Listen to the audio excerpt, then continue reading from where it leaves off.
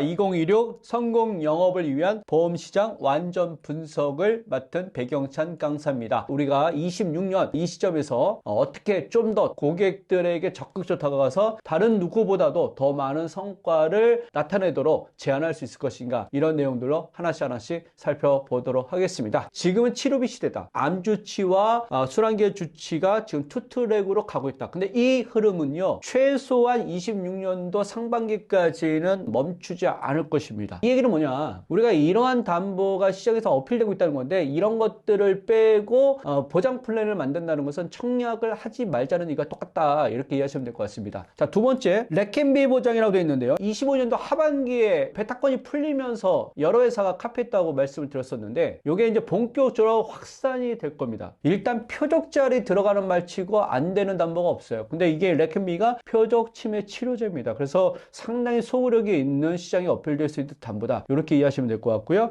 그 다음에 저는 간병인 사용 보장은 꾸준하게 시장에 어필이 될 것이다 라고 보여주게 되고, 대기기간 면책기간이 없는 바로 가입하자마자 보장되는 그런 암보장, 그 다음에 EQ 패스라고 그래가지고 간편고지를 더 간단하게 해서 고지와 관련된 부담들을 많이 해소할 수 있는 그러한 유병자 상품들이 상당히 어필이 될 것이다. 자, 그 다음에 단기납 종신보험 시대는 끝났다. 물론 판매하는 상품이 잔존을 하겠습니다만 각보험회사들이 주력으로 삼지는 않는다. 26년도는 이제 중장기 납으로 완전히 터닝을 해야 되는 아주 중요한 시기이기 때문에, 여기서는 이제 최소한 10년 납 이상 초과하는 그런 납입 기간으로 갈 수밖에 없다. 따라서 단기납 종신보험에만 익숙하셨던 많은 보험 영업인들은 중장기 납의 근육을 키우셔야만 이 시장에서 생존할 수 있고 롱런을 할 수 있다, 이렇게 보여주게 됩니다. 자, 렉앤비와 관련된 부분에서 어떠한 의미를 갖고 있는지를 기억을 해주실 필요가 있습니다. 약관상으로도 알츠하이머 단계의 경도 환자들한테 강한 효능적 효과가 나타났다고 하는데, 자, 그래서 렉앤비는 좀 더 연구하시고 공부하시고 인지하시고 계실 내용들이 많다. 자, 그 다음에 26년도는 종합병원 암주치 시대로 저는 많이 넘어갈 것이다. 종합병원하고 상급종합병원하고 뭐 그냥 병원의 대상 범위만 좀 넓혔다는 정도로 설명하시는 걸로 끝나면 되는 거 아니야? 아니다. 관련 자료들 한번 보도록 할게요. 24년 3월 13일 날 보도자료 중요한 게 나왔습니다. 상급종합병원, 종합병원, 중소병원, 의원 답게 기능하도록 의료 전달체계 개편 추진하겠다라고 하는 것인데요. 자, 이게 무슨 말인가 했더니, 자, 의료 대란이 있었어요. 그래서 전문의들도 많이 빠져나갔어요. 그러다 보니까 상급종합병원에 너무 쏠림 현상이 일어나다 보니까 의료 공백이 생기더라는 거죠. 그래서 이러한 의료 공백을 메꿔주면 환자들이 병원을 전전하면서 그 위기 상황에서 사망이라든가 아주 치명적 상황으로 가지 않을 수 있지 않겠느냐. 그래서 각각의 병원들이 자기의 역할을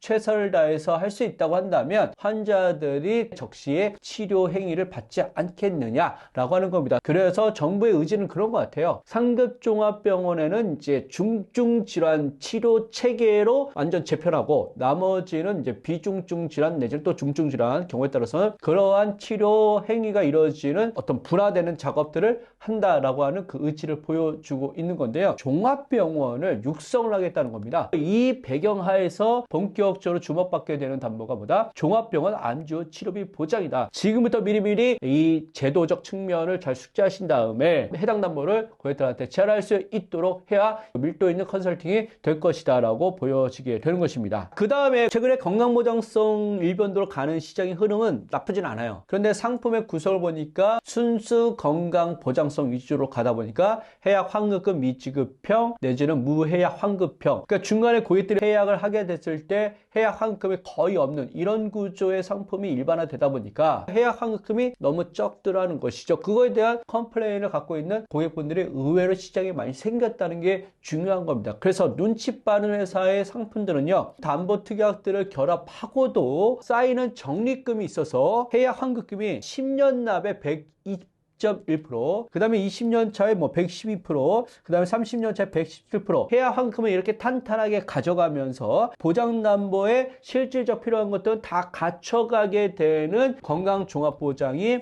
앞으로 계속 지속적으로 인기를 가져갈 것이다. 시장이 벌써 좀 터닝을 하고 있는 모습이 좀 보여집니다. 물론 여전히 대세적인 측면에서는 순수 건강보장성을 좋아하는 고객들이 압도적으로 많습니다만, 이러한 상품을 찾는 고객들이 점점 더 늘어나고 있다. 최근에 모 회사 같은 같은 경우는 여성 건강보험이 나왔는데요. 상당히 상품성이 좋습니다. 그 여성 건강보험이 그냥 순수 소멸서 끝나는 게 대부분인데 그 회사는 적립금이 쌓이게끔 만들어줬는데 보험료는 당연히 조금 더 비싸겠지만 시장의 소구력이 좋아요. 그러니까 이런 부분을 가지고 고객들한테 충분히 어필할 수 있다라고 생각이 듭니다. 지금 2025년도 하반기에 각 회사들의 담당자들하고 얘기하면서 얻은 전체적 결론은 뭐냐? 특히 생명보험의 상황입니다. 그래서 26년도는 종신보험에 대한 무게중심을 상당히 두고 앞으로 전진할 것이다 라고 하는 그러한 답변들을 제가 많이 받았습니다. 자, 이런 와중에 지금 우리 업계에서는요, 종신보험의 판매 동력에 날개를 달아주는 그런 활용 포인트가 생겼어요. 그게 첫 번째는 뭐냐? 보험금 청구권 신탁이라는 것이고, 그 다음에 사망보험을 유동화라고 하는 것인데, 자, 보험금 청구권 신탁은 내가 원하는 가족에게 남기고 가는 돈이라고 하는 화법을 쓰고요.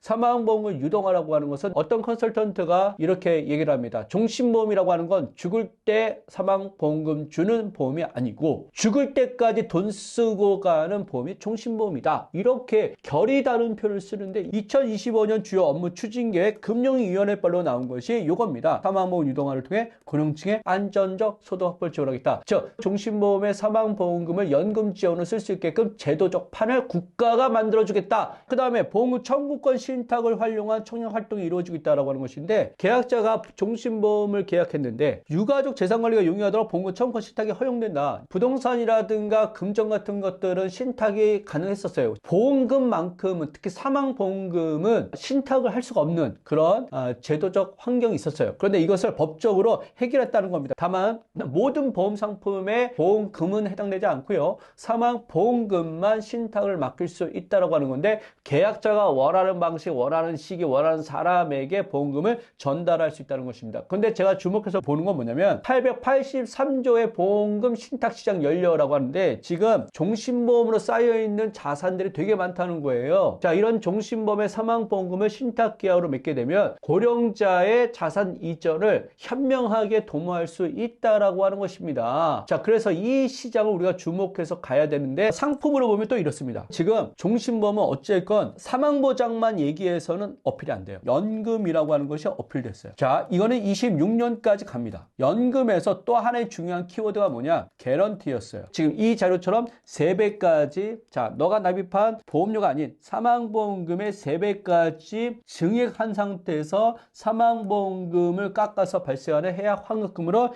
연금을 받고 이게 연금 누계액이죠. 한꺼번에 다 받는 게 아니니까 남아있는 사망보험금은 잔존 사망보험금으로 해서 보장 자체가 이루어지고 있고 자, 그래서 이 총 누적량을 보니까 너가 보장받기로 했던 사망보험금의 3배 이상으로 개런티 해줄게 라고 하는 것이 지금 시장에서 25년도 하반기에 나오기 시작했는데 사망보험을 유동화 전용 상품이라고 하는 타이틀로 지금 판매를 많이 하고 있단 말이에요. 이런 것들이 소위 단기납에서 빠지고 중장기납으로 가기 위한 상품으로서 납입기간에 대한 저항감이 있음에도 불구하고 시절 이슈를 잘 타서 이런 것들이 소구력 있게 어필되고 있다라고 보시면 될 것 같습니다. 자, 그 다음에 시장 선점을 위한 상품 제안인데 자, 예시를 이런 겁니다. 보험가입을 7년 동안 했어요. 그 다음에 5년 동안 거치했으면 총 12년을 내버려 둡니다. 그러면 12년서부터 내가 냈던 보험료를 이렇게 분할로 10년에 걸쳐서 받을 수가 있습니다. 자, 그러면 22년이 지난 거죠. 이 시점이. 왜냐? 7년, 5년,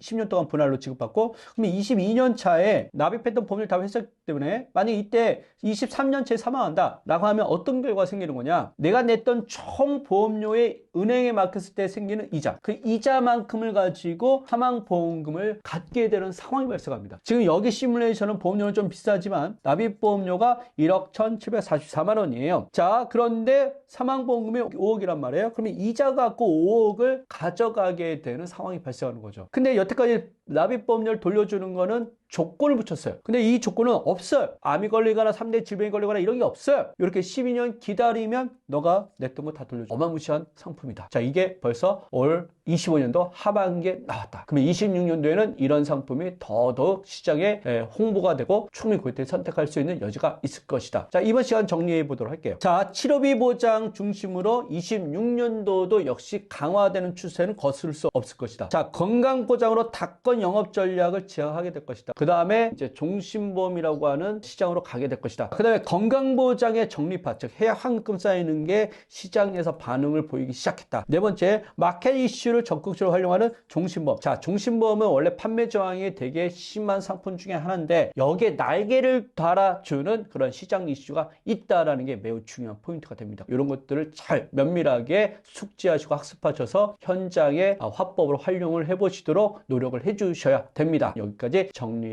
해보도록 하겠습니다. 지금까지 경청해 주셔서 너무 감사드립니다. 수고하셨습니다.